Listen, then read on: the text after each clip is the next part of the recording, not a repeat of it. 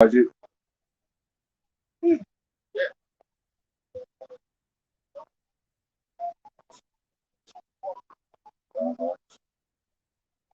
don't think he's not coming tomorrow. He said this weekend. Sick. We live. Sick.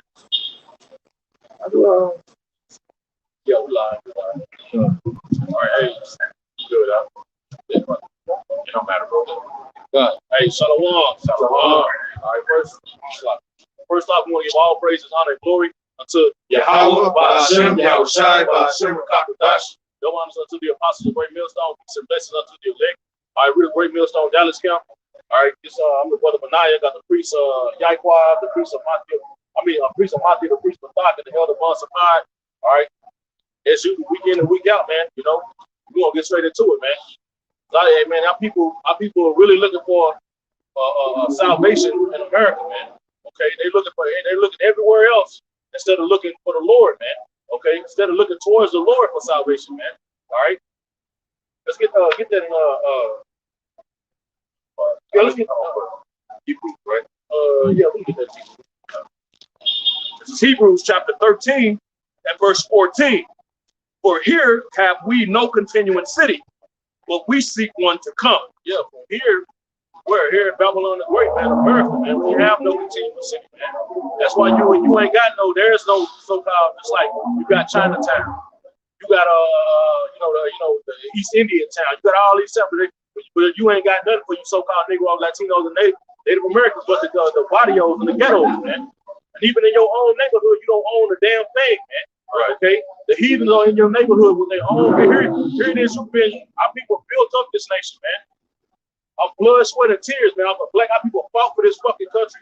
Right. Okay, and we can't get shit in this place, man. You've been here all your life. You go through hell trying to get a damn loan to start a business, man, or anything like that. But here it is. These damn heathens can come over there and get a no taxes for 10 years.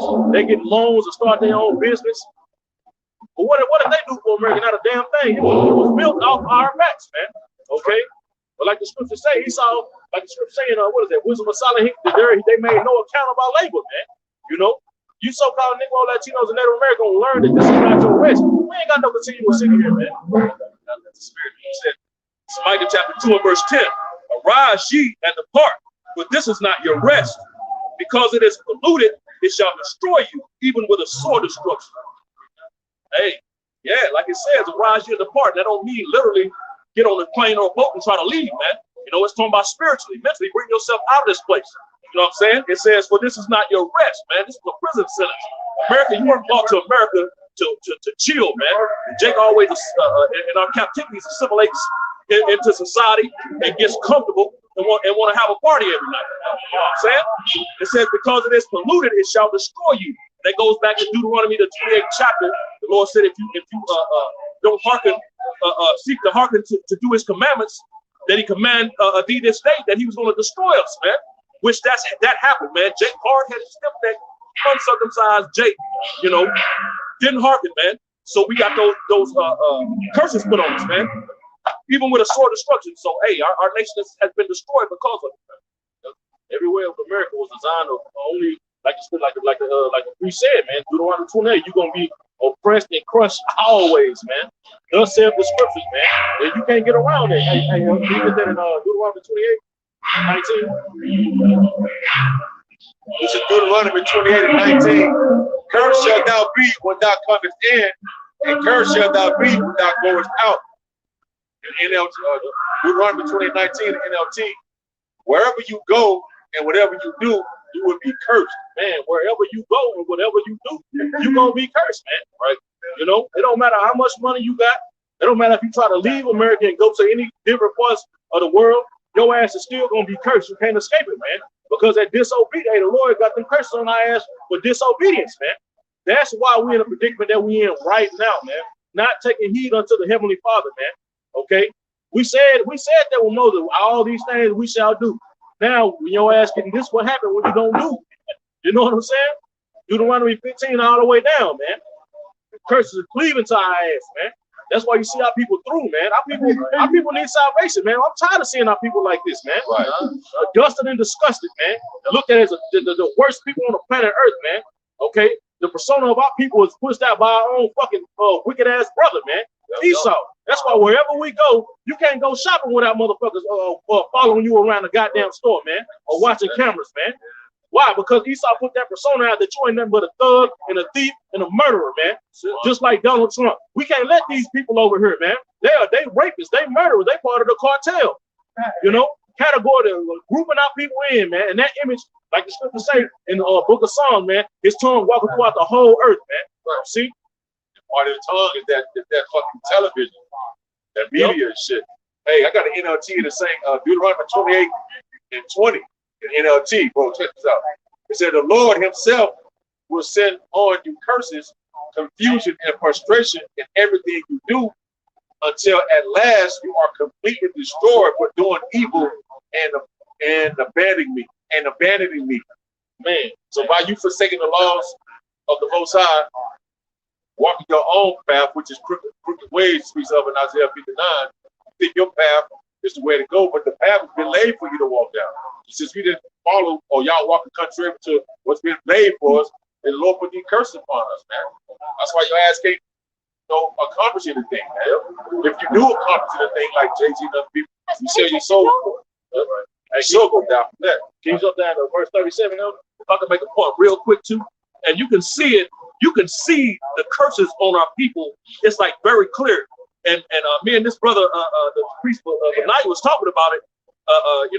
Not too long ago. We was talking about doing lessons on it as well. Because when you look at entertainers like Tyrese Gibson and Kanye West, them rich ass niggas going through the same thing that broke ass Jake going through, man. Right. Complaining about the same thing. You know, I just want to see my baby. You know, congratulations, and just crying and shit. I'm so tired of seeing that nigga cry, man. You know, because he going through them curses, man, that the brother just read in Deuteronomy 28, man. You know, that's right. I'll jump down to verse 37. Deuteronomy 28, 37 NLT. You would become an object of horror and ridicule and mockery among all the nations to which the Lord sends you. And that's our people, man. Okay, ridicule, mockery, looked at like nobody want to. That's why when you walk down the street, the motherfuckers strip their purse, man. You know, all that is for man. Why you think so, man? Because your damn brother, man. It's a part of the curses, man. We're gonna be a proverb, man, a byword, wherever we are on this planet Earth, man. That, like the scripture say, that's gonna be a sign on who the Lord shows the people are, man. And nobody is looked at like that, but you so-called Negro, Latinos, and Native Americans, man. Wherever you go, you are despised. You don't. They don't want you there, man. Okay, they want to use you for what you can do, your skills. But then after that, they want to do away with you, man. You know, and we got plenty of examples of Esau doing that shit without going to the hood, getting our people, because our people could, whether it be sports or entertainment. But once they done what they do, they throw you away and go get the next nigga, man. And when I mean nigga, I mean the whole tribes and a collective, man. Okay, Northern Kingdom as well. See, y'all seen that movie? It's an old movie. That movie Crash with Ludacris, Sandra Bullock, and Don Cheadle. Oh yeah, the different scenarios. Yeah. Okay. That one scene where it introduces Ludacris and his friend. I forget who he is. Oh, Lorenzo Tate. Yeah. So they're walking down the street, and Ludacris is pretty much saying the same thing this brother's saying. Like, you see these people here, all these white people scared of us just because we black. You know what I'm saying? They're looking at our skin, thinking that we're gonna rob them, and then saying all this other shit. And then his friend's like, well, it's true. And then they pull down their mask, and then Ludacris is like, you're damn right, it's true. And then they rob somebody. Right? And these all put that shit in movies, and motherfuckers say that shit literally, man. Right. These other nations, like, they know they ain't company to them, man. You know? They ain't company to these fucking people, man. That's what they really think. That's how they think of us, man. Just like you had back in the day when Jake was just getting out of slavery and shit, man.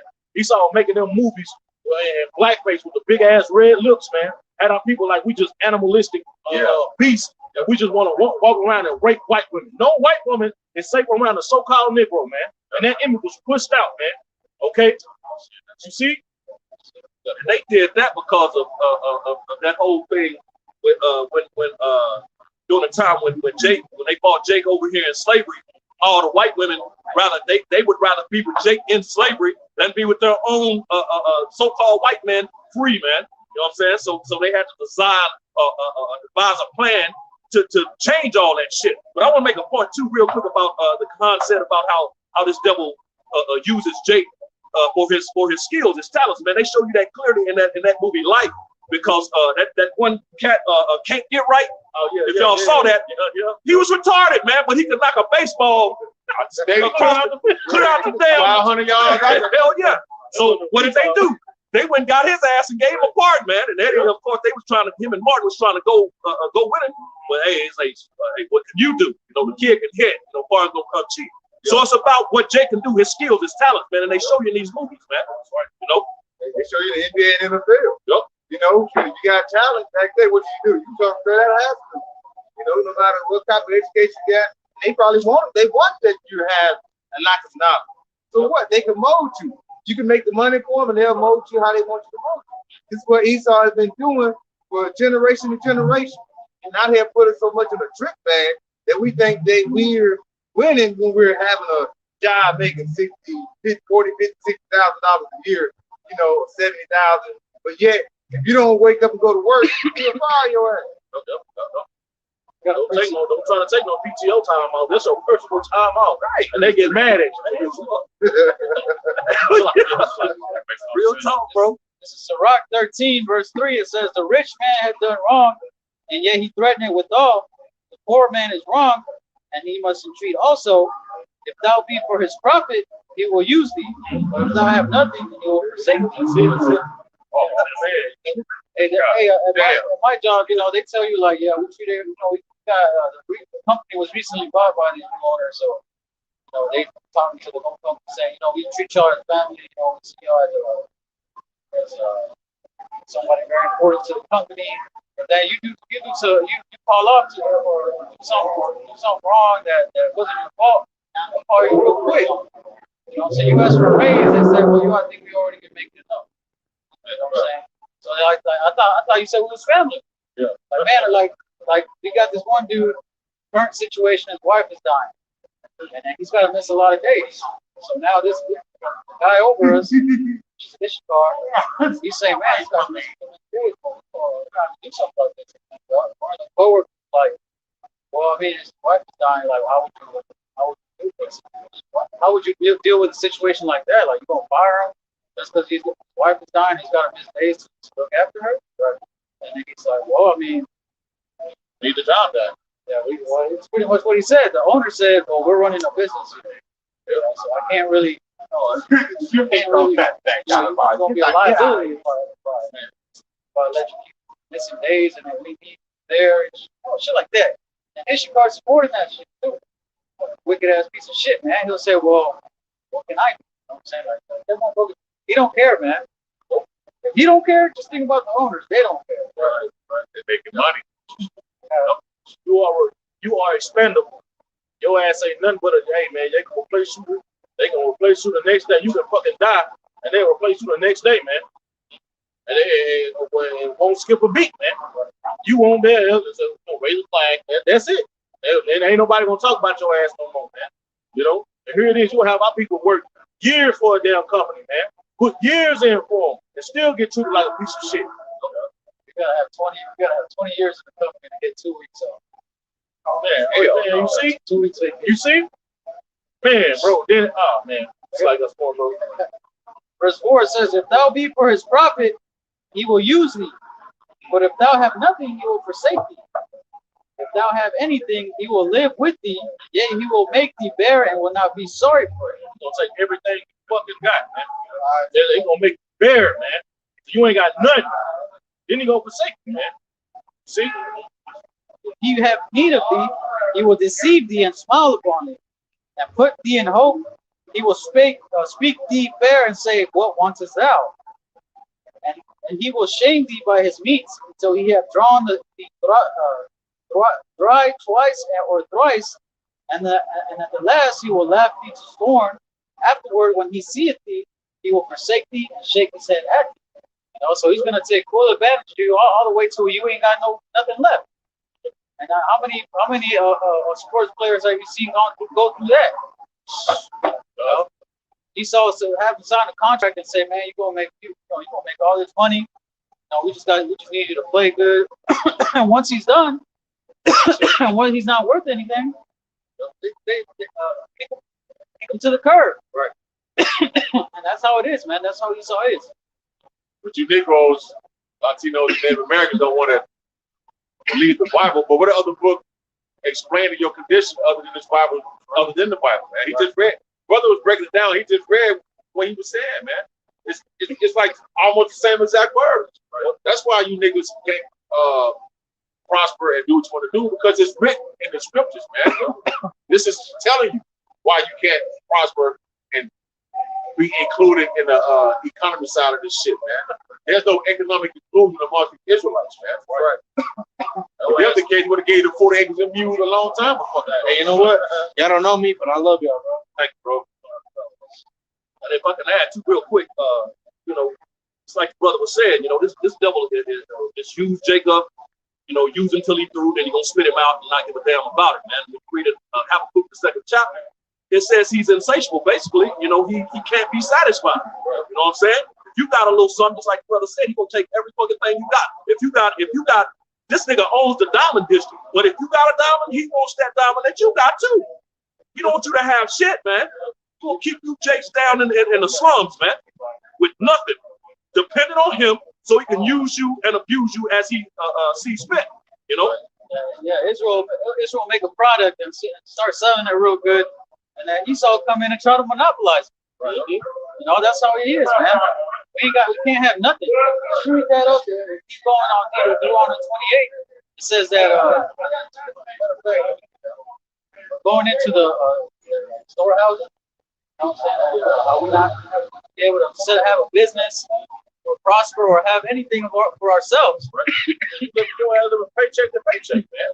You can't catch up, man. You in a rat race, man. When you so-called Negro, Latinos, and Native Americans don't realize that shit, man. Here it is, your ass gonna work 40 hours overtime. You ain't gonna see none of that shit, man. Right. That's right. Here it is, your ass get $7 out of 40 hours overtime, man. Right. But here it is, you miss one day, that's $200 off your fucking check, man. Well, that's what the scripture said in places full of robbery, man. You see? They're taking money, taking your money, man. Withholding your shit. You gotta wait a week, 2 damn weeks, man, to get your damn paycheck. Then on top of that, they don't take tax. Don't be on child support. Your ass on child support, then they taking Medicaid, they're taking Social Security taxes, all these goddamn taxes, man. Your check could be $2,000. Your ass don't get you lucky if you get $1,000. They don't take all their goddamn money, man. We're working, still working a lot of hours. But when we were working 12 days, we would start 12-hour days and weekends. They take down near $600 off my check for all that. Yeah, bro. That's a whole ass check. Another check right there, Like those cartoons, maybe see somebody snatch something from someone, and they leave one little piece, they about to eat it, and then they'll come like, I got them to snatch it. And what he saw do, he said, I ain't gonna get anything. Okay, I was gonna read that point. It says, back in Deuteronomy 28 and 16, it says, cursed shalt thou be in the city, and cursed shalt thou be in the field. Cursed shall be thy basket and thy store. Cursed shalt thou be the fruit of thy body. And so, like it says right there, cursed shalt thy basket and thy store, and the city and the field, man. And that field goes into the world, man, because it makes that comparison. I got that, bro. Yeah, just to make that point, Matthew 13 and 38, it says the field is the world. The good seed are the children of the kingdom, but the tares are the children of the wicked one. So I'm just bringing that out to prove that point of what the Khan just said, man. The field represents the world, and the Kahan, the elder Bon Sapat, he went into that scripture a second ago. They're going in and out, man. They're going in and they're going out. I mean, everywhere you go, the world, the field, bro, the world, everywhere. No escaping it. This Ecclesiasticus, the Rock, 13, verse 21. It reads, A rich man beginning to fall is held up of his friend, but a poor man being down is thrust also away by his friend. And when a rich man falleth, he have many helpers. He speaketh things not to be spoken, and yet justify him. The poor man slipped, and yet they rebuked him too. He spake wisely and could have no place. All right? And like I said, when you have these rich men, like say, they always get justified. You know, something happened to them. They have certain their friends, which are also rich, will benefit. When I was listening to Biden, he spoke today, and when he was speaking, everything I know my water call, he's a good friend.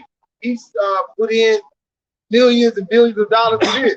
So he's my good friend. I was just listening how he was saying so and so is my good friend. So and so. I was like, all these men got billions and trillions of dollars. All right. So when one person's down, they're gonna lift each other up.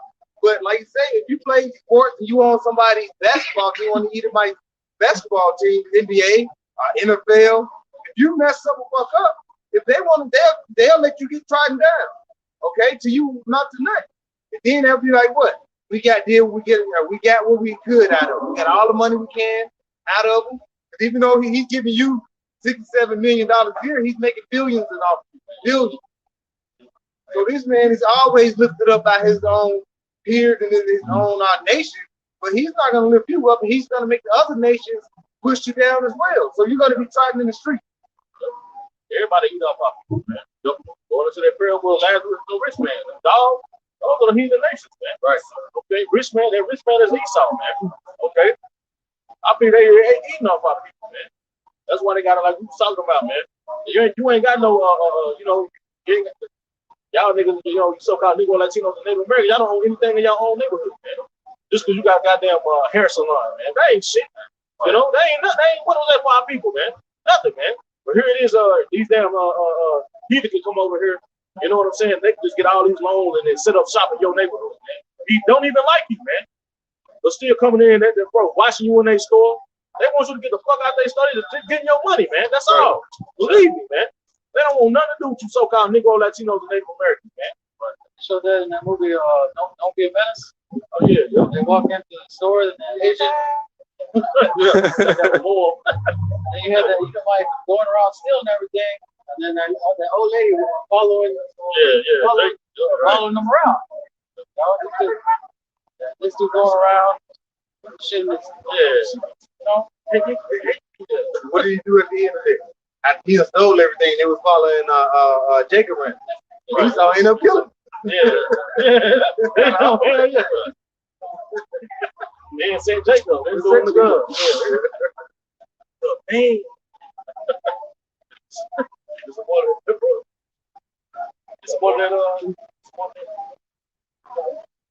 We talk about the rich man, they stole it. Yeah, that's what we don't bring it up. This is Sirach 13 and verse 23. It says, when a rich man speaketh, every man holdeth his tongue, and look, what he say, they extol it to the cloud. And that's our people, man. Anything Esau say, our people take hold of it, man. And hey, it's set in stone. Once Esau say it, man, it got to be true. You know, we tell our people, this nigga's the devil. Salvation for everybody. We telling you straight up out the scripture, showing you, no, white man said it. It's salvation for everybody. Our people taking the run with it, man. You know? Keep going, brother. It says, what he saith, they extol it to the cloud. But if the poor man speak, they say, what fellow is this? Yep. And if he stumble, they will help to overthrow him. Who the hell is this? Who the hell is this nigga? Yeah. That's our people. That's the prophets, man. Who the poor? You so-called Negro Latinos and Native Americans, man. That poor man speaking, then hey, nobody nigga, who are you? You don't regard them at all. Yeah, exactly, bro. It's like y'all don't regard the prophets because we don't have anything but our riches into knowledge, wisdom, understanding of the Bible. But y'all look at us and go, if we don't have a three-piece suit in the church and the cathedral and speaking in the damn dome and all that, no, man. But that was but that was set up against you niggas though. But now The true man is out here telling you the true riches to have, but you're looking down upon us, so that's a snare to you as well, man. If you're looking for some kind of glitter and glamour, man, all that glamour and gold, that shit out, man. That shit don't spark it. The glitter don't glitter no more. Brother said, he's saying our people think gain is godliness. Right. So they'll look at somebody else and damn, he has money, he has shit going for him. He must have some kind of understanding. Right. Yeah. So they don't see that spirit. Yeah, he must know. So they'll look and they're like, just the same way they do in the world. They say, well, let me see your resume. What have you accomplished? People look at us because we don't have that carnal resume, so to speak. They look at us like, what can this person really offer? Right. But carnally speaking, without the spirit, that makes sense. Right. It will make sense. But you have that this thing about the spirit, like we always go into. So they can't see the spiritual value that the men of the Lord has. That this comes to the master of the universe. All right, you talk about the person that created. Look, man, he's speaking through men, and he's always done it this way. He doesn't change. But our people, they look into those carnal eyes, so in their mind, they're like, this nigga resume fucked up. Why would I listen to this nigga, man? They can't perceive it. Right. Nigga Rob smoke cigarettes, man. Yeah. Right. I know him. Yeah, I know. We smoke together. Yeah, we're in the same place. What did you tell me? Yeah. And that's why in Wisdom of Solomon, the 5th chapter, people are going to be like, oh my God, these were the people. This is the people we sometimes have to risk. That's perfect. Like how your house shot, they came in on the donkey ass, man. Yeah. See? Yeah, when y'all put him on the cross, you split.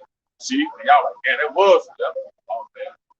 Look how Yahushua came low. He was a Republican. Yeah. You know, they call it swine bibler. And when they say anything come good from Nazareth, basically from the ghetto. You know, they were like him. You know, but then he started seeing the miracle, and what they started, instead of listening to him, they started despising him when he started kept going on, started hating him. You know what I mean? Hey, when they were when the Lord swallowed all the Israelites in the earth, let the earth open up, what did the Jakes do afterward? They said they was looking at Moses like, y'all killed the children of the nigga. our people are that. You gotta, when you read those stories, they murmured in the wilderness after the Lord did all these amazing things and showed him who he was dealing with, magnified himself in front of him, all these different things, and they still murmured. That can't be nobody but niggas. Like there's no other people that would respond that way after the Lord did those things. So, you know, we get astonished and baffled looking at our people, but at the same time, it's like, bro, that's what they've been doing forever. They've been doing this shit forever. Brother, making that example with that story of Moses, he even told him, he's like, all right, well, if you're right, I mean, if I'm wrong, let a new thing happen. You know what I'm saying? If I'm right, let a new thing happen. Let the earth open up and swallow you up. And then that's what happened. He told you, like, oh, okay, if I'm wrong, I mean, if I'm right, if you're wrong, then that's we're gonna get swallowed up. Let's see who's right. And that's really what it's going down to in this situation. Exactly. It's a damn. Well, y'all want to do it? Let's see. We'll find. We're gonna find out soon enough. One of us gonna be right. One of us somebody gonna be wrong, man. Right. You know what I mean? So see. Exactly.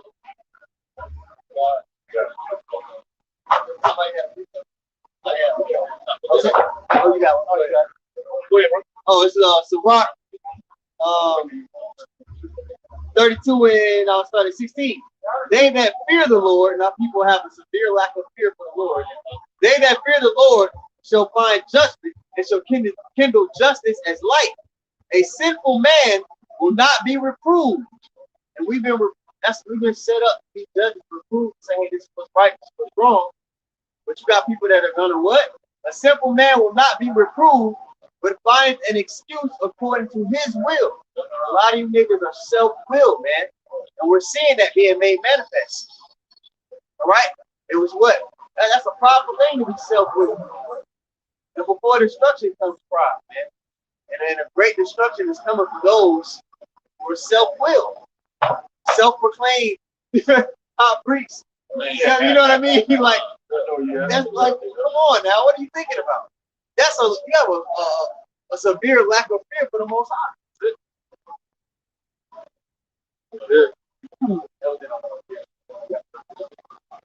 This Isaiah 31, verse 1, it says, woe to them that go down to Egypt for help, and stay on horses and trust in chariots, because they are many, and in horses,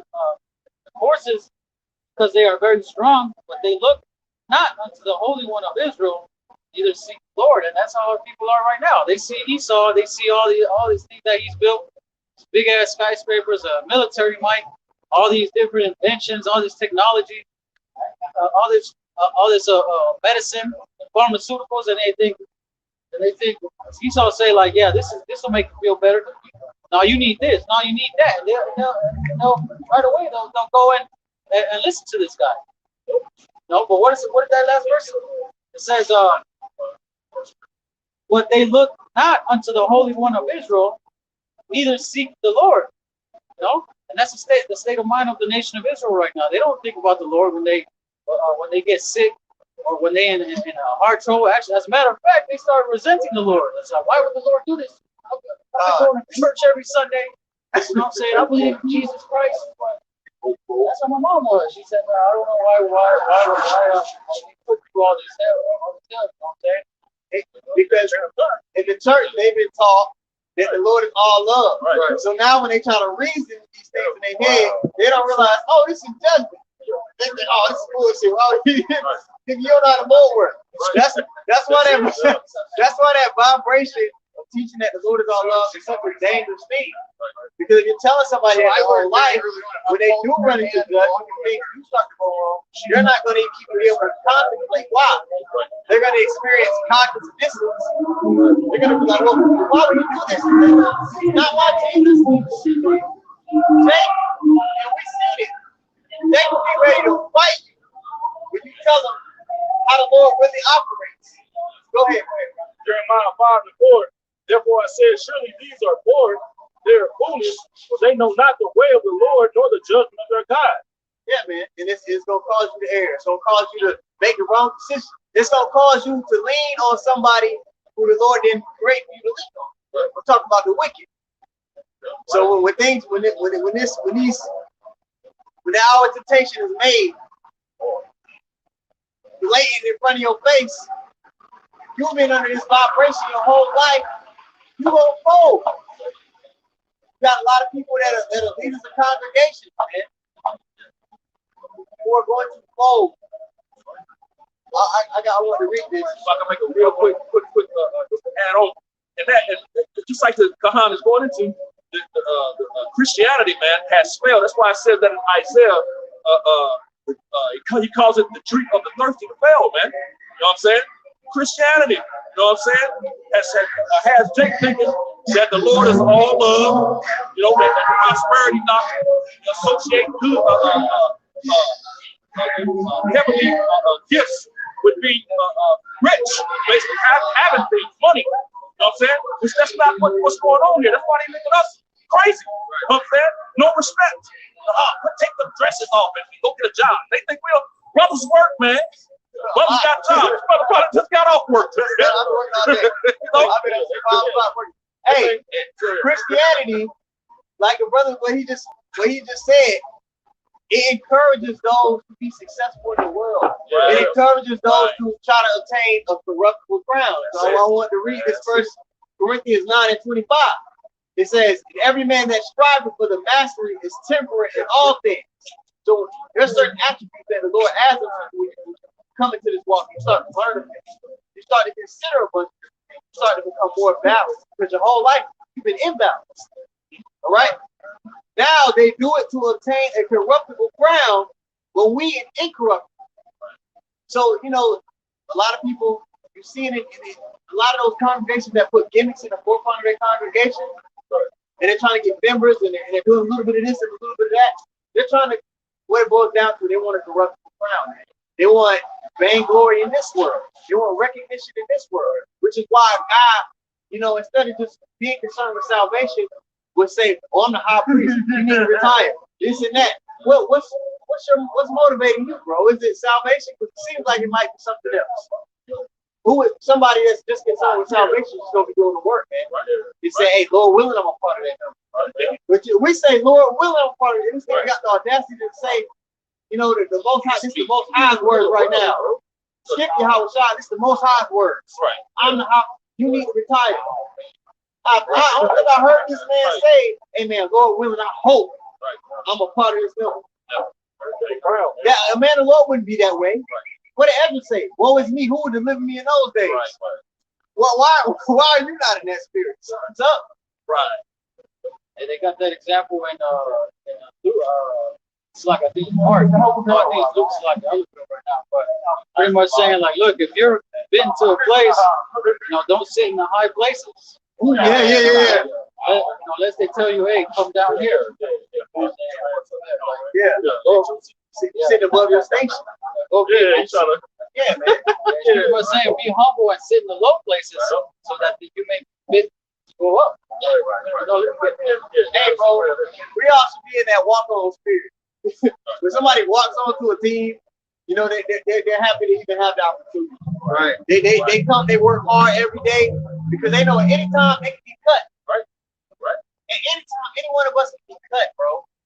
Why are you in this like you just franchise? There's only one franchise player on this team, man. That's Howard Shah. He owned the team. He owns the team. He the player coach. You know what I mean? Come on, man. Yeah. The Lord bestowed all things to the Son. What are you thinking about, bro? That's right. At the end of the day, like you say, man's going to love the Lord, man. That's a lot, nigga. Niggas, hey, man, set forth as an example, man. Hey, man, Lord ain't proud, bro. Did you see that video that Elder Tahar made earlier today about the dream he had? He said he had a dream. Him and another brother had damn near the same dream. He said he was out in California. He said he ran into Alizé. He ran into him, and he had a little girl with him.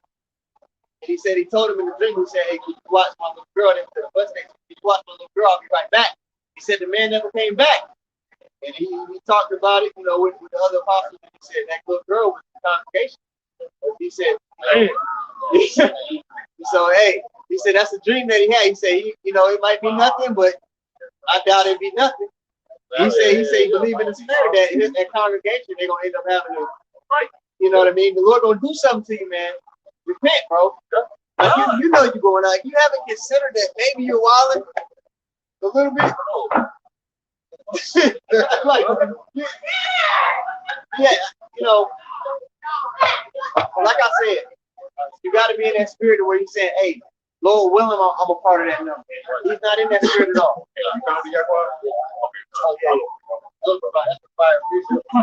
This is Luke 14. I'm gonna start at verse 7. Hey, man, this is a perfect example. This is what this nigga designed to be, man. You want to be the head of Israel, man. The Lord ain't set it up that way, man. You niggas got a problem with the way the Lord set things up, man. That's it, bro. You niggas is proud, bro. Bro. Like I said earlier, that's all. Jake is seeking a continuous city in a city that's no rest, man. You want to take the high seat. You want to be the man. Okay, you the man, then now what? Right. Yeah, bro. Still, man, the Lord ain't gonna be worried about no fucking reality show, man. Right. You niggas are the world, bro. Right. People in the Hellcat. Come on, dog. Why you mixing that worldly vibration with the truth? You're not supposed to mix street culture, hip hop, none of that bullshit with the word, man. That's carnal shit. It's corruptible. And that you're casting, you bringing in niggas into your congregation. Right. That congregation is full of niggas. Now there's some sincere people amongst you guys, but majority is just street niggas. Yep. I forgot the other guy's name. He put up a post with the pimps. That nigga. What are you thinking about? Yeah, he said it was two churches. This nigga. Man. He said it was two churches, bro. A church for the white us and church for the thugs, I guess. The thugs. I didn't want to get into this shit. I'm glad. These niggas, why? Now you gotta think, why would a man of the Lord who's supposed to hate wickedness, right? When you start to seek the Lord, love righteousness, why are you trying to, invite these people amongst people in your circle? The brother from New York, he went on their website and he said, okay, they Patreon. You got 350 Patreon people, right? He said, okay, how much money were they charging for a year? I know what the lowest is $3, but it went from 3 to 55 and on up to 100, and that's like 100. So you got like $100 for the Patreons a month, right? 350 people. He did the math. He said you're making $250,000 $250,000 a year. He says making merchandise of this making word, merchandise of breakdown. Right. I got you. Sirach, he's asking 32 and 17. A sinful man would not be reproved, but findeth an excuse according to his will. It was so nice the Lord had to bring it out twice. Had to read it again. You know what I mean? Hey, so these niggas, we bringing out all these things, but in their videos, they find the excuse, they ducking it down. These some slippery ass niggas, man. This is Luke chapter 14, verse 7. This is Yahushua speaking. It says, and he put forth a parable to those which were bidden when he marked how they choose out the chief room, saying unto them, when thou art bidden of any man to a wedding, sit not down in the highest room, lest a more honorable man than thou be bidden of him. And he that bade thee and him come and say to thee, give this man place, and thou begin with shame to take the Lord's room. So you gotta humble yourself. Don't go up there thinking like, I'm gonna sit up here. Small spot. That shit real life. That shit is embarrassing, bro. Right. Yeah, bro, this not 6 feet. Verse 8, it says, when thou art bidden of any man to a wedding, sit not down in the highest room, lest a more honorable man than thou be bidden of him. And he that bade thee and him come and say to thee, give this man place, and thou begin to with shame to take the Lord's room. But when thou art bidden, go and sit down in the lowest room, that when he that bade thee cometh, he may say unto thee, friend, go up higher. Then shalt thou have worship in the presence of them that sit at me with you. Also, you gotta show that meekness. Two examples. Kawhi Leonard, right? Very quiet, meek guy. He just does his job, and he gets glorified for it, man. He's humble, does his job. Other side, grumpy knuckles. The Passover that he went to, he went and sat right next to the apostles and elders.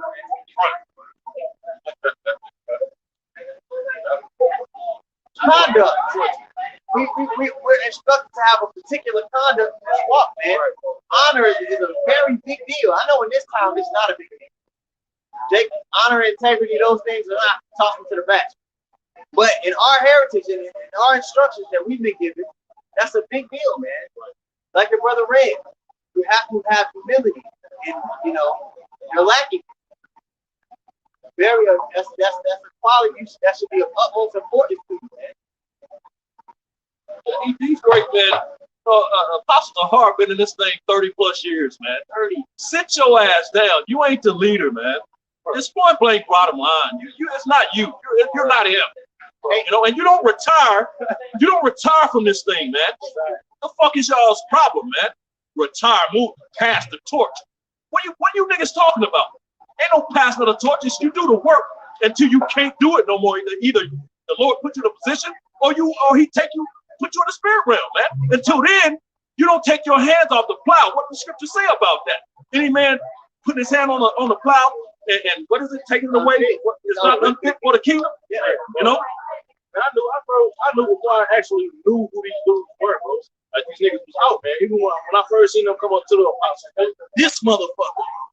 I saw that, man. And these are our spiritual fathers, bro. Would you say that to your real father? This motherfucker, no, exactly, bro. Actually, got a little more on this. Disrespect. Okay. This is back in Luke 14, verse 11. It says, "For whosoever exalted himself shall be abased, and he that humbleth himself shall be exalted." Beautiful. Simply put. You're exalting yourself. That's you came in this thing and said, I don't know how to preach. That's me. It's me. I'm the one. What are you thinking about, bro? Hey. And then they try to use those nigga tactics. This is what a nigga do. Niggas, they call niggas instigators, right? So he said, oh, Barnes with the right spirit, because he was saying that. He said, but his congregation, he's disappointed in you niggas every day. Yeah. That's what a nigga does to try to round somebody up to cause discord among That's brethren. what they do. Bro, we're spiritual men, bro. We're not like you. Those tactics aren't gonna work on us because we're no longer niggas. Right. So it was really just funny watching seeing you do that. Like, what you think you about to do? First of all, you're lying. Two, that's just a silly maneuver to go into. And it shows how prone you are. Right. Well, yes, sir. And then Elder Tahar got on there and said, he said, I don't believe the man's part of leg is not sincere. Right. And then you want to come out, I seen it today, I don't know if he did it today or yesterday. Yeah, He said was like, that we gonna Pastor kill you Hart niggas. called them niggas. Yeah, call them Piece of Pastor shit, Hart. Elder Rock, like, bro. Yeah, man. Hey. Bro, they live stream they did the other day, bro. They was trying to go in on a possible car, man. Basically, he's trying to say like he's selling drugs. Yeah, not like he's selling drugs, bro. Oh, Like he had nothing to do with that, bro. Yeah, Like what the fuck, bro? Hey, but why are we going into this? You will wonder. Because there's like everybody knows, a bunch of new people are going to be coming in as we cross this threshold. Right. So people are going to be confused about, well, what's the difference? What are they arguing about? These things have to be brought out so you can understand. Look, man. And you know what's really going to make people realize in this time? First of all, the Spirit's going to be delivered. Second, the Lord's going to start eliminating people. Right. You know, the Squid Game, people start dropping off fast, didn't they? People are about to start dropping off fast, man. Right. The Lord about to turn up on you, niggas, man. You got more, Jaquan? Yeah, well, you got it. Isaiah 59:8. The way of peace they know not, and there is no judgment in their goings. They have made them crooked paths. Whosoever goeth therein shall not know peace. Yeah, man. So you everything, it seems good on their end now. You get your money coming in, you got a bunch of followers, you know, women just all on there. It's about to, the Lord's gonna do something to where it's gonna come to an abrupt halt, man. And the Lord is using his men to say, hey, look, bro, repent, come to a realization that you're going off, or else his judgment is gonna go through. Can you read that again? Isaiah 59:8. The way of peace they know not, and there is no judgment in their goings. They have made them crooked paths. Whosoever goeth therein shall not know peace. Yeah, man. And you walking disorderly, you disrespectful to the men that taught you. And if you look at that word crooked, you're walking disorderly, and you don't have the proper judgment to realize, you know, man, maybe I'm going off. Maybe I'm being prideful. Maybe I shouldn't be bringing worldly conduct into my ministry. Right. Maybe this is something that might be a snare to those who are just now learning, seeing us toting guns, being indistinguishable between niggas besides their fringes. If they took the fringes off of their outfits, bro, they would look like street. Man, that's it. Isn't that now? When you come to this truth, you're supposed to become a new creature. Right. It's people are supposed to be like, huh? There's something different about this guy. Right. He doesn't conduct himself like the nigga, the stereotype, the nigga that Esau built, because that stereotype and all those mannerisms, Esau put that in front of our people to mimic. I'm just gonna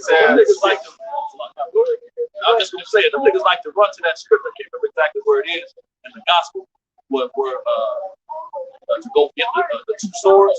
They like to run to that scripture, but you gotta deal with these scriptures with understanding, because there are no contradictions in the Bible, but in the scriptures.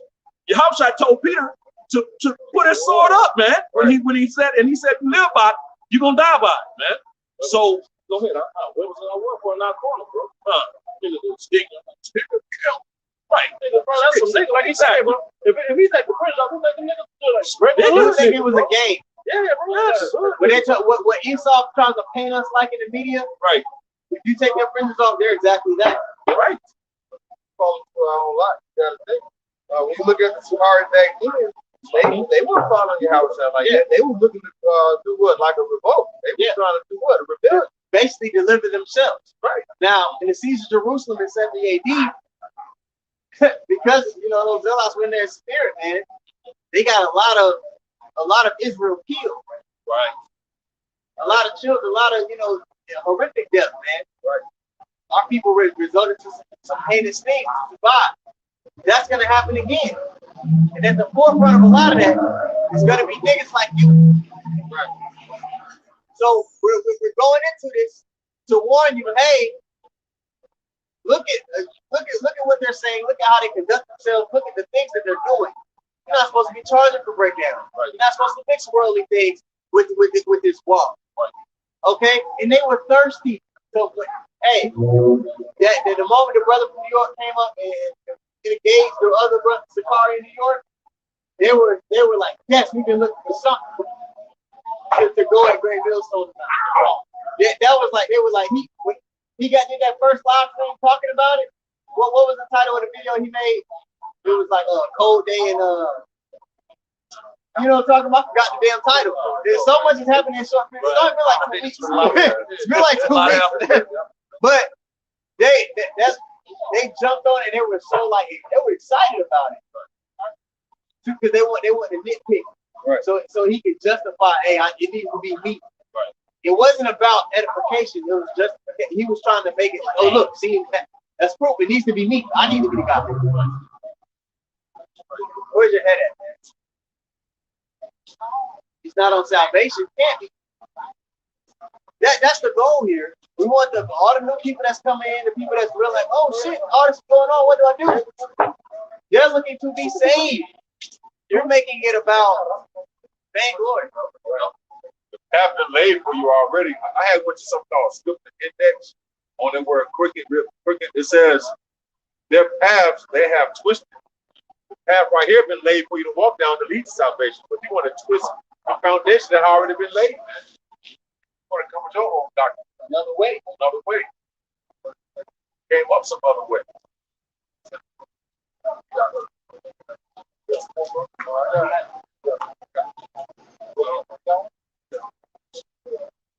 This is Matthew, all right, chapter 6, verse 22. It says, the light of the body is the eye. If therefore thine eye be single, thy whole body shall be full of light. But if thy eye be evil, the whole body shall be full of darkness. Hey, man, these niggas are burning for us hearts, saying that we don't tell our people to keep the law, man. Right. You tell them to keep the law, man. No, man, it ain't gonna save them, you know? Hey, bro, hey, like the scripture saying, what is it in, I think it's in, you know about if you offended one, basically you're guilty of all. You know what I'm saying? You offended 1 point. Yeah, man. You're guilty of all. And you niggas are not keeping every law, bro. You can't. Exactly, bro. What's the point of your house? Like, bro, exactly. You niggas, man, bro. That's why I made that example in James 2nd chapter. It said that the law without works is dead being alone. Right. Yeah, you can't keep the whole law. So if you offended one, if you're trying to keep the whole law and you offended one, then you're going off. Yeah, exactly. That's why you have faith. You show your faith through your works. Right. And then the commandments go along with that. Oh, dude, if it was just by the law, we'd be fucking through, bro. Right. Man. You niggas boasting in that, it will be fucking through. We should be killed over multiple times, bro. Back again. Like, bro. That's why they don't understand the difference between the first covenant and then the second covenant. You know? Exactly. There would be no need for the second. If we could keep the laws, what would be the purpose of the second covenant? Just putting the laws in our hands. You get a kingdom already. There's certain things that the Lord, that he's going to be winking at because we're in captivity. Right. There's certain things we're not going to be able to keep. Right. Exactly. And the Lord, grace. Yeah. And the Lord, he has mercy on whom he will have mercy. He can do whatever he wanted to do. You got to remember in Joshua, before they went into the promised land, all right, that second generation, that first generation died off, but that second generation, they were not circumcised. That was, hey, that's the law. You're not circumcised, you done. But the Lord didn't circumcise them until they crossed that threshold into the promised land. He had Joshua circumcised them before, and they. So now you gotta ask yourself, well, damn. And the Lord was like, that was a close relationship, that was a close relationship at that point. So what made it okay then? Right. I got a precept. This is Hebrews chapter 8, verse 7. It says, "For the first covenant had been faultless, then should no place have been sought for the second. Boom. For finding fault with them, with us, for finding fault with them, because the law is perfect." Right. It says, "For finding fault with them, he saith, Behold, the days come, saith the Lord, when I will make a new covenant with the house of Israel and the house of Judah." And then if you go to Ephesians 2nd chapter, it tells you about the sacrifice of Yahushua. And then if you go to Jeremiah the 31st chapter, it tells you how he's going to put the laws in our inward parts. Right. So it shows you the difference between being in the flesh and then being in the spirit, man. So first we had that law, that stony heart. Now it's going to be that fleshy heart. Exactly. We need that was easy button. Because There's more a lot of detail to it. Yeah. But, you know, that's Suggestive. But it easy to be understood. and that's the sign of a very skillful teacher. Somebody that can take a complex concept and make it plain. Because that's what you want to do. You want to make it as plain as possible so that, Yep. I still got more. Well, I was gonna make a point just to continue what you going into. So you couldn't keep them then, but you're keeping them now. That's stupid. And, even when we were in our own land, Right. we were sovereign. Dude, we in captivity. What are you talking about, man? Hey, then who was that? Peter and Acts said that? Are you putting on the Gentile burden on the Gentile that I thought we couldn't even keep? Yeah, Right. We're making them jump higher than we can. They ain't even grow like it. Bro, there's a particular conduct you're gonna have behind enemy lines. We're behind enemy lines right now. It's not expedient and wise to be having your fringes on when you at work. To just be walking around and letting everybody, your neighbors seeing you walk in and out the house with your fringes. When it's gonna come a time where people gonna be running up in each other's house. When there's gonna be bounties on the men of the Lord's heads. Right. On the time when When it's gonna be bounties on the men of the Lord's head, and they're like, yeah, nigga, you definitely be wearing fringes every day. them friends is gonna be known as a terrorist. It's a terrorist, you know what I'm saying? Yeah. It's a terrorist. You know what I mean? So it's like, what are you thinking about? Yeah. We're supposed to have a certain kind of conduct behind enemy lines, man. It's almost like a guerrilla warfare. Yeah.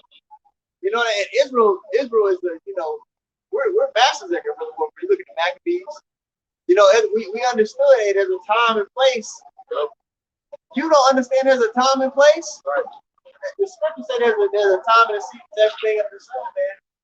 If you're not taking that into consideration, you're gonna get a lot of people caught up because the majority of the people that do listen to Sakari, they're not making lessons, they're not teaching, they're just wearing fringes and they just like, oh, I'm a part of something. Right. And you're gonna get them caught up, man. Right. You got some guy in the middle of Alabama that listens to Sakari in some backwoods place and he wearing his fringes every day.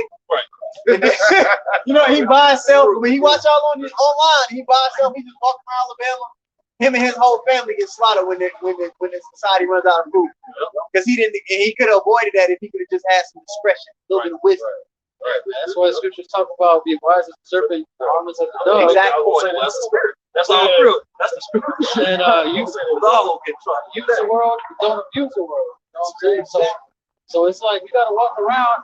That's why it makes that example in Psalm 23 chapter. And we in the valley of the shadow of death. We can't just be walking around just going like this with our garments, like, yeah, look what I'm doing. Which is really what they do. That's why they do it, because look at this. I know who I am, Like, I don't go at work going around like, right? I don't do live when now it's like, I would say nothing to nobody. I'm on business. Yeah, Clark Kent, man. if you're a spy in a foreign country, hey, on the spot. Yeah. FBI. Come on, what are you doing, man? And it's a reason when you first came to the truth, I'm pretty sure everybody heard the apostle say, hey man, you Clark Kent in the world in this arena because we've been given arenas to teach. We've been given arenas to be ourselves. The highways and the byways, and we make our lessons. Those are arenas to teach. You're not just at work, at the gas station, in the barber shop. Bro, there's enemies all around us. Why are you giving away your position on the battlefield? Go ahead. Proverbs 22:3. A prudent man foreseeth the evil and hideth himself, but the simple pass on and unpunished, man. You know, a prudent man gonna know the times that we in that it's not fucking smart to be wearing fringes to work to goddamn Walmart, because eventually those fringes are gonna be tied with the message of terrorism, man. Then what, nigga? Just like the Quran said, your damn neighbor's been seeing your ass going to the Hellcat with the goddamn fringes on. You know, every damn day, man. Big head ass. Damn simple, man. God. You know? Hey, man, and that's gonna get your ass make your ass a target, man. Right? You know? Hey, well, one thing I learned this in the world. It was a psychology class. They say whatever a teacher does, his students are gonna that mistake that he makes, his students are gonna be they're gonna magnify it. So whatever, you know, if the teachers teach something that's off, it's gonna be magnified in the students. Now you're leading this congregation, Hebrew in the Hellcat. Your congregation and niggas in the world who haven't been learned, who haven't experienced certain things, who haven't, really eaten the whole ropes, they're gonna take that wickedness to a whole other level, man. And the blood's gonna be on yours. This is the most this is about self. This is the most selfless thing you can be doing. You're putting your life on the line for others. This is Ezekiel 32, verse. Ezekiel 33, verse 2. It says, "Son of man, speak to the children of thy people, and say unto them, when I bring the sword upon a land, if the people of the land take a man of their coast and set him for their watchman, if when he seeth the sword come upon the land, he blow the trumpet and warn the people." And that's what we're doing, man. We're sitting on the top of the walls, seeing the sword coming, and we're supposed to blow the horn. Raise up your voice like a trumpet. We're blowing the horn out in the city, saying, "Hey, man, there's a sword coming," right? It says, verse 4 says, "Then whosoever heareth the sound of the trumpet and taketh not warning, if the sword come and take him away, his blood shall be upon his head." That's what's happening right now, man. Everybody walking by us, ignoring us, talking shit about us, talking shit about the elders, apostles, and Great Millstone as a whole. You know what I'm saying? And everybody walking by and saying, "Man, y'all crazy." That blood is on their head, man, on their hands. We're washing the blood off our hands.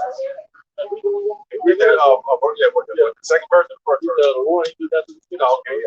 Verse 4 says, "Then whosoever heareth the sound of the trumpet and taketh not warning, if the sword come and take him away, his blood shall be upon his own head." I think it's talking about if you take anybody. Right, the verse before that. Verse 2. "So the man speak thou to the children of Israel, and said to them, I bring the sword upon the land." Yeah.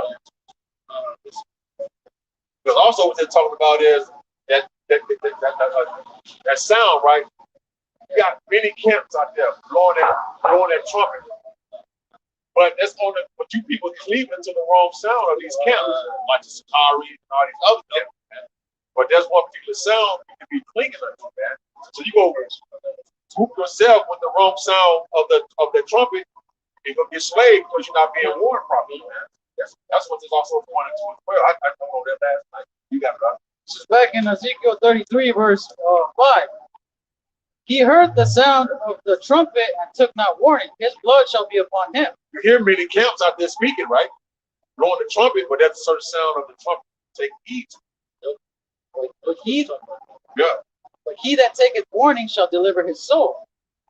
But if the watchmen see the sword come, which is those other camps, Because they blowing the trumpet, but they're not telling the people like hey, you good? You know what I'm saying? You know, like they ain't warning them about the sword. They're just saying like, no, you know, we're gonna build, we're gonna set up our own building, we're gonna buy land. Go get a building. This 1 Corinthians 14 and 8. Go ahead.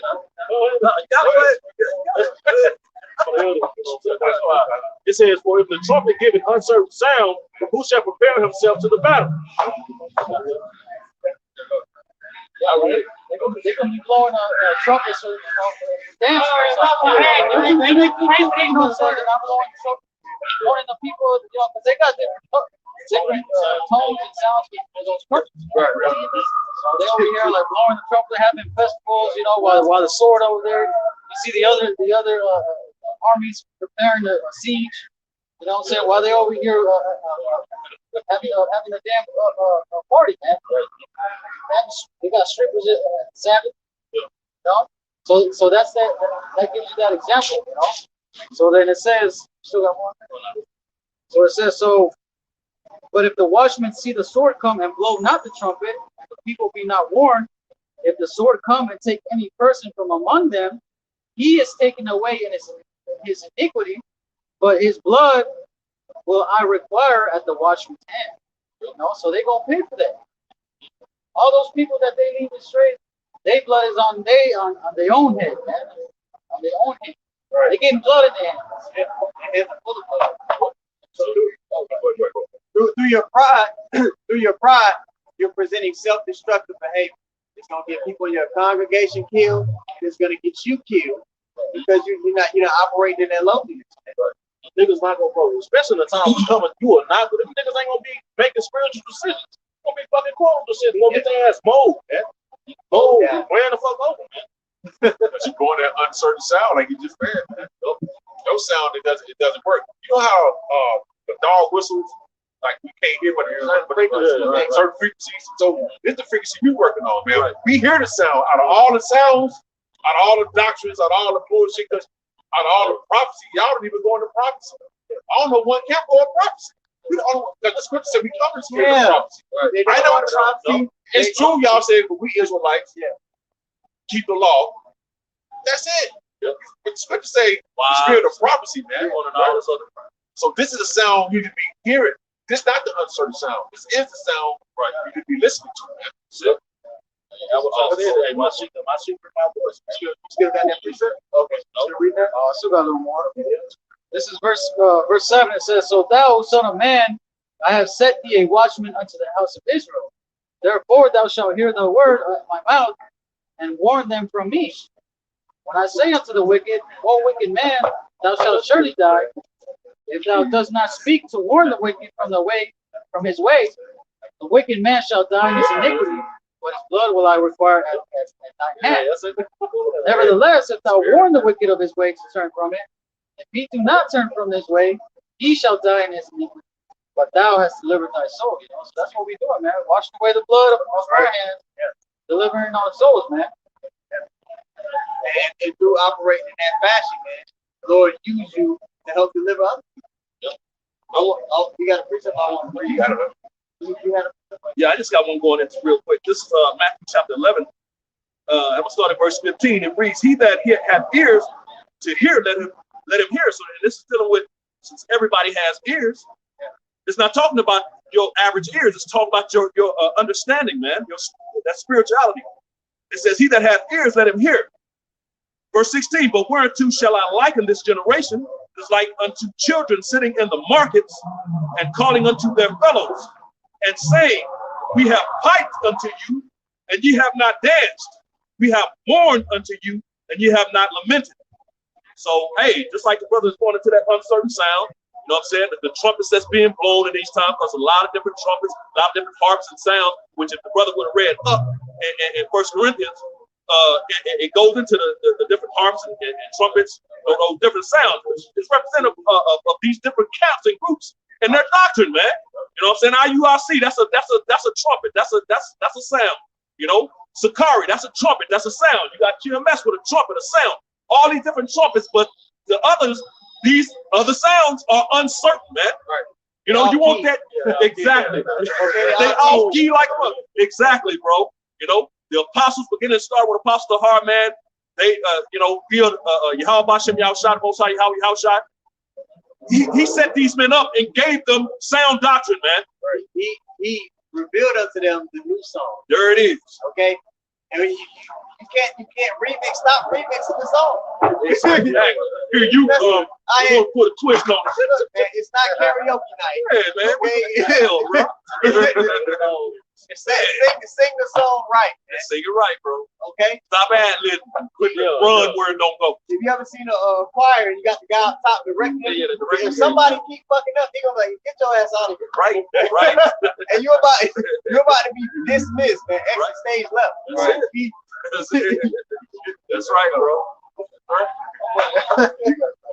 I wanted to read this on Philippians 2. I'm gonna just start at the top. There's a point I wanted in 3. It says, if there be any consolation in the Mashiach, if any comfort of love, if any fellowship of the Spirit, if any vows and mercies, fulfill you my joy, that you be like-minded. Okay, we're supposed to all speak the same thing. Like it says, if somebody want to get 1 Corinthians 1 and 10. Like-minded, having the same love, being of one accord, of one mind, singing the song, same tune like the brother was going into. Let nothing be done through strife or vain glory. And hey, vain glory is all the pictures looking like that's what you're trying to obtain. Right, vain glory, right? Vain glory, but in lowliness of mind, let each esteem other better than themselves, especially the men that taught you. But you making it seem like you were equal with them. Right. You're not. Above. Right. Yeah, disobedient children. There's our spiritual problems. There's our spiritual problems, and you calling him a motherfucker when you see him in person. Yeah, right. You're telling them to retire. You're calling them pieces of shit. Bro, yeah, that's disorderly. Your days can't be long if you're dishonoring your mother and your father. Right. There you go. Your days can't be long. That's why we know your days are numbered, bro. If you don't repent, your days are numbered, man. Bro, and that's not coming from a place you're trying to because look, I don't care about like nigga shit you're trying to get us to do. We're simply telling you, hey, you're going on. Right. And that's love. Hey, that proves it's not personal that they hate the apostle elders and us. It's the doctrine that they don't like, right? Because you don't know us. So how can you hate us like I hate you? Don't know. It's the doctrine, bro, that you don't like. Because the witness is Yahweh Shah. That's what we believe. So he said you can't hate me because the world, like what it says in John 7:7, you can't. The world hated me. You. It's not. It's me they hate him because I'm in you. What he said? John 7. If they hate you. Yeah. They hate is, I know what they talking about. I got it. I know. John 7:7. The world cannot hate you. With me it hated. Because I testify of it that the works thereof are evil. And mixing that Hebrew and Hellcat. That's evil, bro. What's so hard to understand about that? Bro. But you calling us evil because we telling the congregation, hey, keep the law to the best of your ability, rehearse the righteous acts, but don't wear your fringes to work. It's probably not wise in this time because we're behind enemy line. But we're evil for giving wise counsel. Yeah. Come on, man. Think about what you're saying. Maybe you have, and you just don't give a damn. And if that's the case, we won't be seeing much more. If that's the case. You give an example in 1 Samuel when he said, when the people, or the elders of the people told Samuel, like, look, there was a king that may reign over us. And then that made Samuel mad. He's like, man. So he went to and prayed to the Lord, and he told Samuel, go ahead and get what they want. For they have not rejected thee, they have rejected me. And he gave the manner of the king that will rule over us. Not only in the nation of Israel, but to this time too. Look at the manner of the kings that are ruling over us. It's ignorant shit.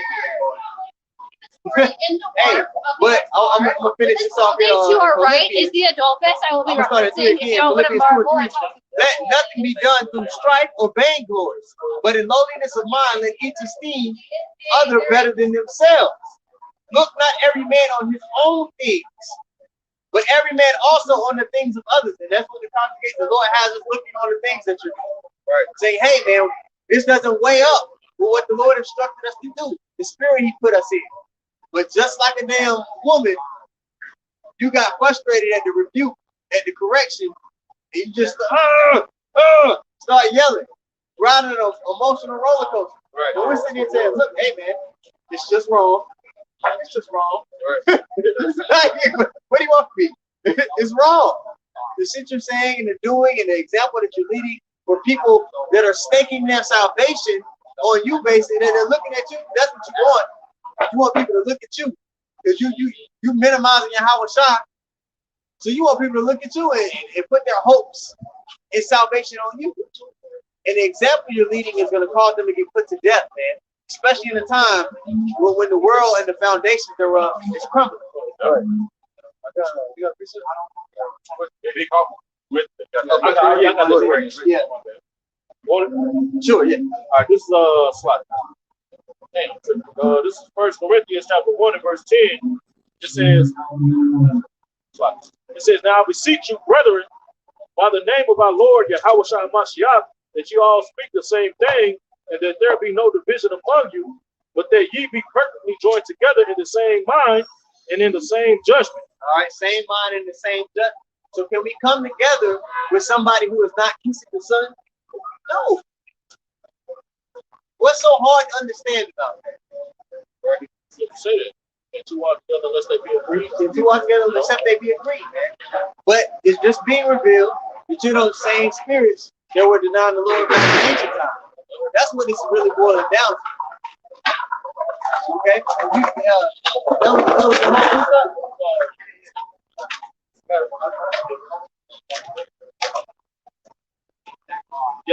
Yeah. So we're supposed to speak the same thing, man. This is Titus chapter 1, verse 13. It says, the witness is true.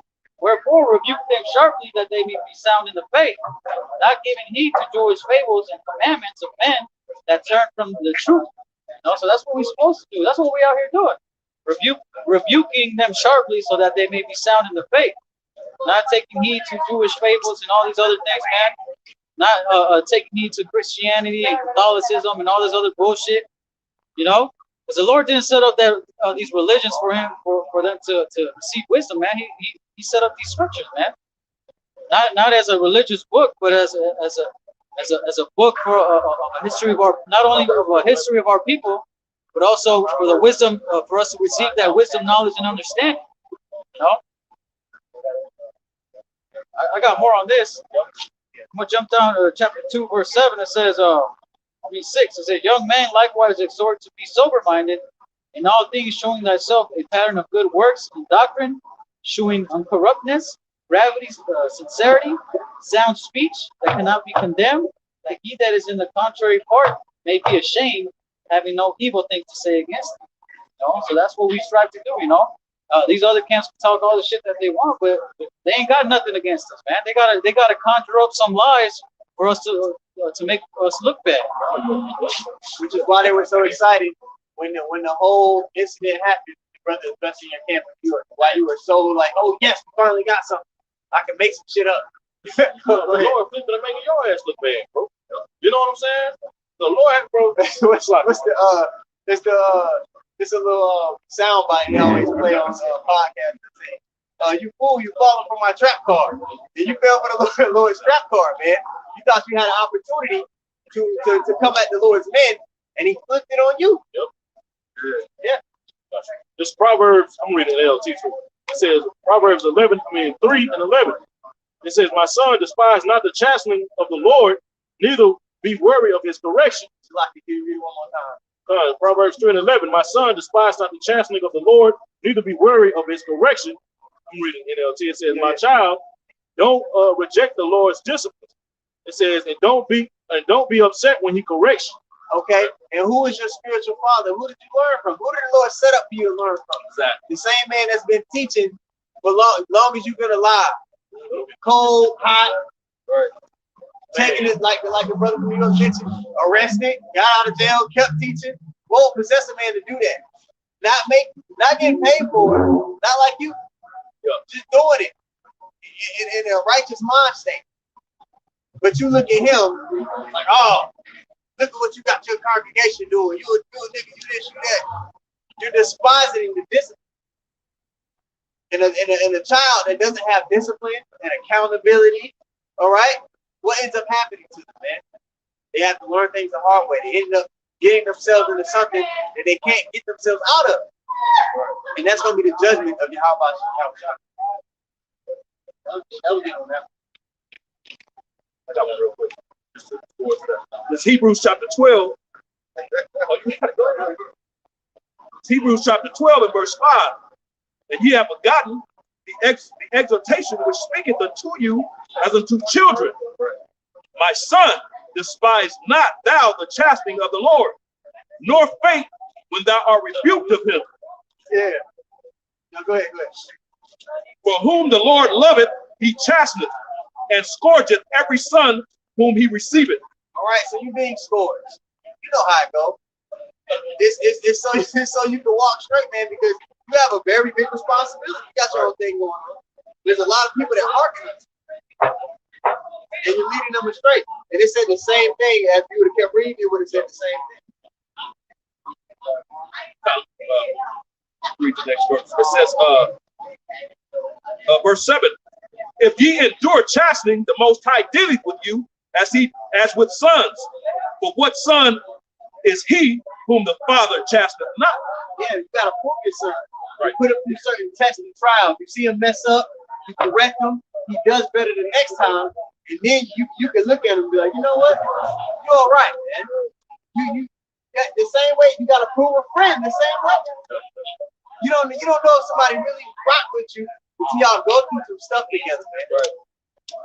Yeah. Then you know, like, yo, I know whether things are going good, whether we're based or bound.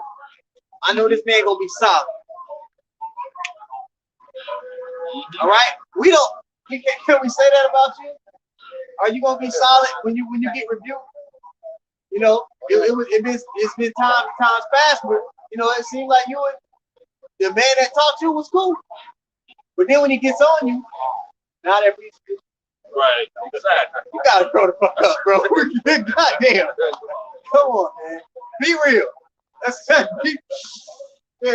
I have to say about that. That's what the problem is, man.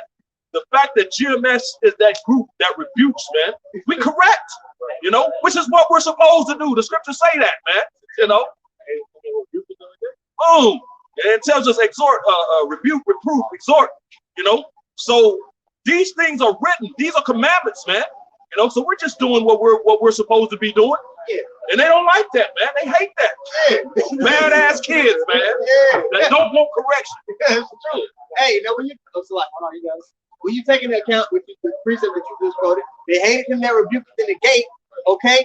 Now, when you look at all the different Israelite groups, if you had to put one above the others that said, no, nobody like this group, what group would that be? It would be Great Millstone. Why? Because he always rebuking people when they go off. Right. Process of elimination. This is Sirach chapter 2. I'm going to start at verse 11. It says, for the Lord is full of compassion and mercy, long-suffering, and very pitiful, and forgiveth sins, and saveth in time of affliction. Woe be to fearful hearts, and faint hands, and the sinner that goeth two ways. Woe unto him that is faint-hearted, for he believeth not. Therefore shall he not be defended. So if the Most High chastise you, rebuke you, and then you're just like, you know, you turn the other way, like your tail between your legs.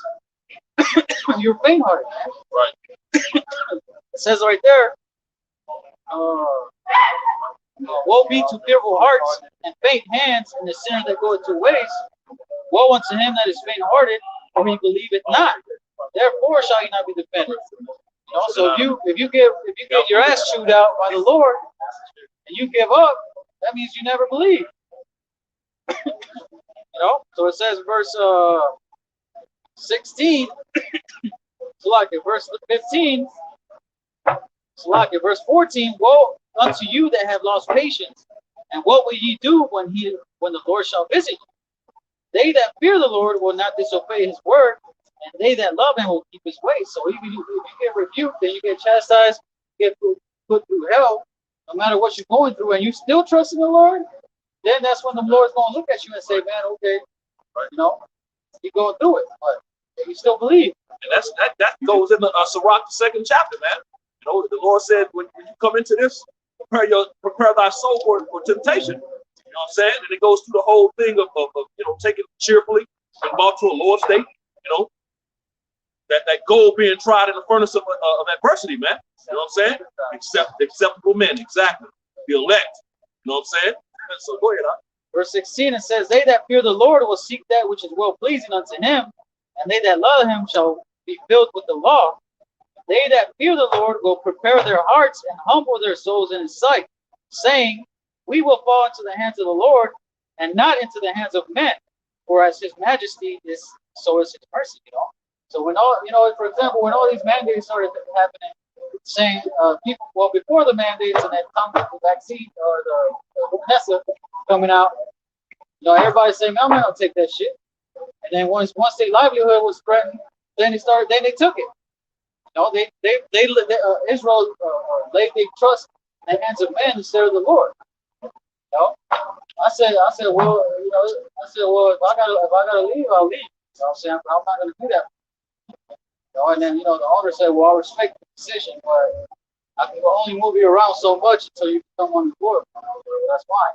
And then look at us now. Look at that was in October. Now look,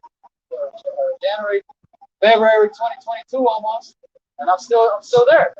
You know, and I trusted in the Lord. I said, well, I'll be good. You know, and then I think I'm the only one that can take this. Hey, you gonna be the only one that can work here soon when they turn that Cinco G up on their ass. I'm like, yeah, we got you right. With all them jobs. Yeah, he gonna be the manager. You got that? It's Proverbs chapter 29 and verse 1. He that being often reproved hardeneth his neck. So your father reproving you. The Lord set up men to teach you to be a spiritual father. They've been reproving you over the past few years on a perpetual basis, man. You having unity camp. That's dumb. Right. That don't make sense. You out here popping up at every George Floyd thing. You popping up. Right. You know, it's like, whoa, calm down. Yeah. So you been getting rebuked non-stop, man. Right. And what's happening right now is you got to the point where you just like, man, fuck that. They ain't gonna rebuke me. I'm tired of this shit. Hey, and that's gonna be the last straw, man. The Lord might pull your card, man. Right. Proverbs 29 and 1. He that being often reproved hardeneth his neck shall suddenly be destroyed, and that without remedy. Okay? Without remedy, man. Ain't gonna be nothing to turn it back. Right. Now let's be fair. Let's say we were wrong, right?